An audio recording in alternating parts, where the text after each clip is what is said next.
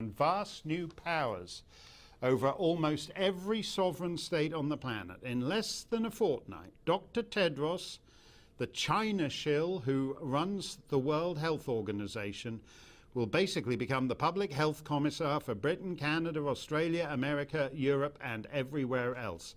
Eva Vlaardingerbroek is one of our sharpest commentators on the way the world's going, and she joins us now. Eva, this thing hasn't really been covered by most mainstream news outlets, and you would think it would be a pretty big deal. I think it's 194 countries now, which is basically everyone, who've signed on to this new pandemic treaty with the WHO. Right. You'd think that the first step to world governance would be something that people would be interested in. But as per usual, the whole thing surrounding this is that this is not a democratic process. This is something that is diametrically opposed to the democratic process, and that's why we're not hearing about it. Because what they're doing now, they're working on a treaty of which we will see the first draft on August 1st of this year, which is called the World Health Organization Pandemic Treaty, which, as you said rightfully, will be a legally binding treaty for practically every single nation on the earth. So once a new pandemic hits, and those are their words, not mine, we will have a united response to how to deal with the pandemic, meaning that there will be this organization that is not democratically elected, that we didn't vote for. We don't even know exactly who is in it or who we can hold accountable for the things that they will impose on us, is going to basically create laws that will decide how our respective nations are going to respond to a new crisis, a new pandemic. So this is huge news, and it's very dangerous, but as just indeed, we're not hearing anything about it. No, and as you say, I don't know if you object to it. I don't know where you go to, what polling station do you go to vote out Dr. Tedros? There isn't one anywhere on the planet. And all it ensures is that their disastrous performance during the last 2 years, I mean, basically they've been in the pocket of China. That's why this is the first pandemic where 2 years have gone by and we don't have a reliable answer on where it came from or how it got out. Basically, the guys who are in the pocket from China are now going to be running pandemic policy for North America, Europe, Australia, and everywhere else. Exactly. We didn't vote for them, and you said it rightfully so. They are completely in the pocket of China. It was the World Health Organization that, first of all, praised China for their response to the pandemic, which we all know what the response is. We've seen actually the footage of how China is still responding to the pandemic, and we see people screaming and jumping out of buildings because of the draconic lockdowns that they're still having there. That was China's response. That's what the World Health Organization was praising. The other thing is an interview that we've seen with an official from the World Health Organization that has responded very vaguely to whether Taiwan had a good response to the pandemic, because obviously Taiwan is not something that you want to talk about if you're in China's pockets. And what they've also done is they have very much so, they've told China that they can do the research for the origin of the virus. So yeah, is China going to incriminate themselves? I don't think so. So the ties with China are very clear. Lockdowns will definitely probably be something that we can see in this treaty as one of the responses, of course, to the new pandemic. It's almost like the holy trinity of the world governments is a lockdown, vaccine, and surveillance app. And well, the EU being a very big partner in this new treaty, the European Commission is a partner to draft this new treaty.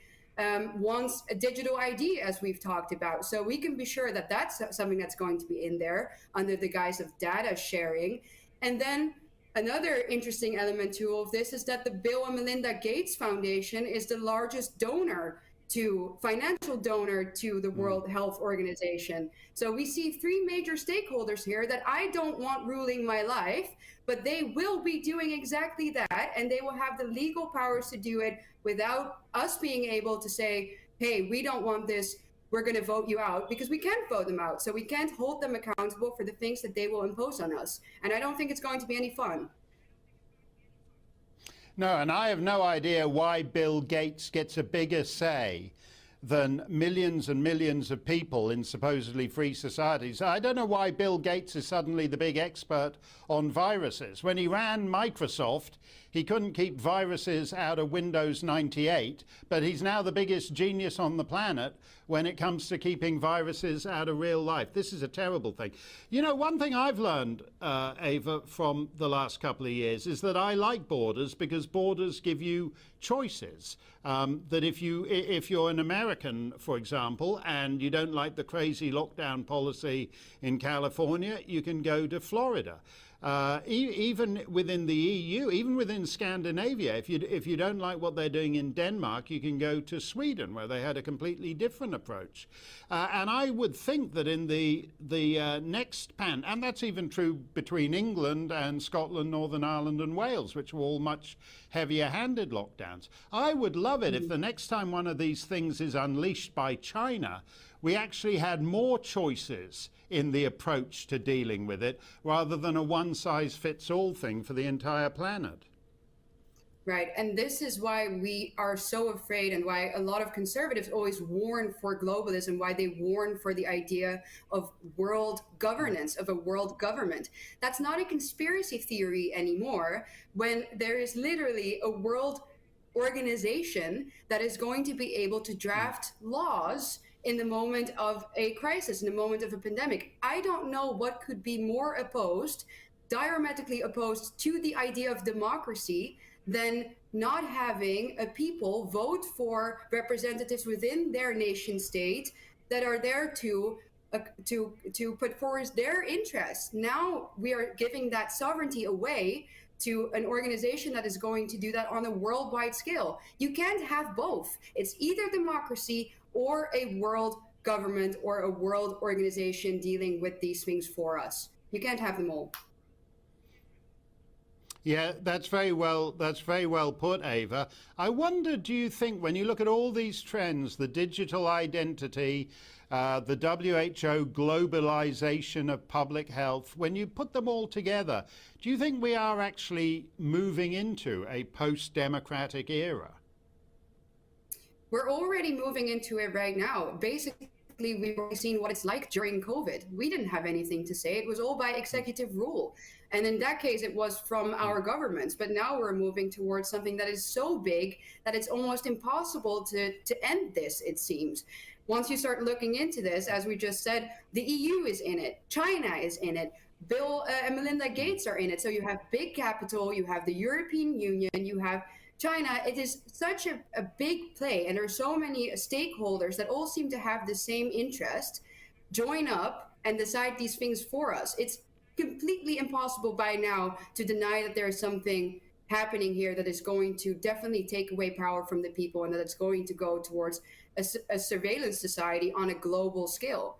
I really can't say that it's anything else. This is what it is. No, you're absolutely right, and thank you for bringing up Bill Gates, because Bill Gates is one voter. He's no more important than you or anybody else, and it's outrageous that just because he got rich peddling that crappy product, that lousy computer system he makes, that he should suddenly be the public health commissar for the planet. Thank you very much, Ava. We're going to stay on top of this